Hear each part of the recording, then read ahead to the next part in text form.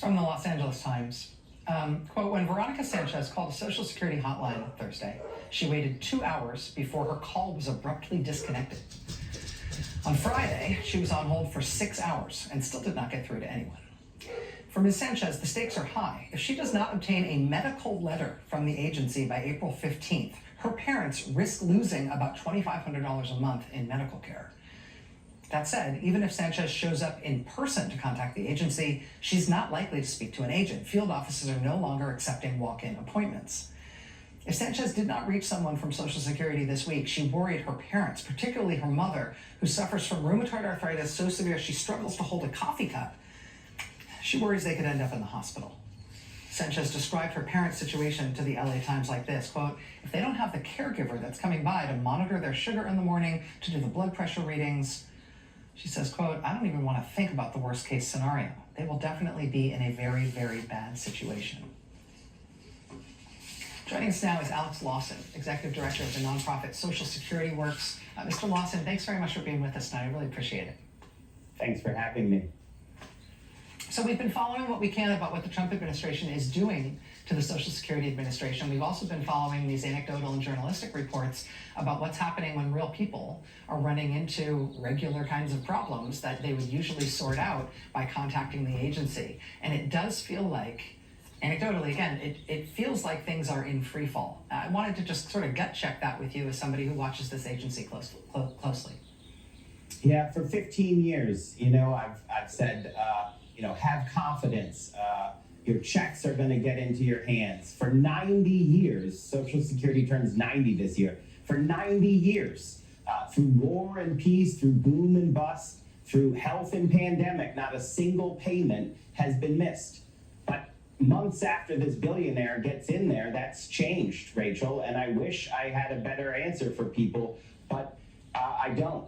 This is going to the end in checks not going out. The money that we have earned not getting into our hands. And I believe strongly that that's the point. The cuts they've made have no other rhyme or reason except to literally destroy the system. We reported this week on the Attorney General's office in Arizona, led by Chris Mays, and now today on the Attorney General's office in Michigan, led by Dana Nessel, both setting up online, one-page, very simple web hubs, basically, individual forms online where people who are having trouble in those states accessing their Social Security benefits or contacting the agency, they can at least report it to their state Attorney General's office. So the Attorney General's office can document it so they can potentially act on that information, potentially so they can get those people some help. I feel like that's good news because somebody's trying and because they've got the resources of a government agency behind them and people can't fix these problems on their own. What else is happening to try to help people out, to try to remedy some of the failures that we're seeing because of what Trump's doing to this agency? So the truth is that unfortunately, people are going to have to take it upon themselves to protect themselves at this point. It's great that the attorneys general in Arizona and Michigan are doing something. But, you've seen Republicans in Congress, they're complicit in this. They're allowing Elon Musk and Donald Trump to destroy the Social Security Administration. So we're advising people to make sure they have a hard copy of their benefit, their Social Security file. It says their wage history and, importantly, what their benefit is. Have a hard copy of that because we're not sure if the online, the digital, is going to be there after these Doge goons are done with their chainsawing. We also advise people to get in contact with the constituent services staff in their federal elected representatives' offices, both their senators and their representative. Now, this is the constituent services side. And get a phone number, get an email, let them know that you're worried about you or your loved one's benefits and want to be able to be in contact with them if a penny is missing or if it's late or if it doesn't show up at all. And most importantly, I think, is look for the most vulnerable in your community and in whatever network you're in, a church, a book group, whatever it is. Understand that Social Security is a system that relies on us.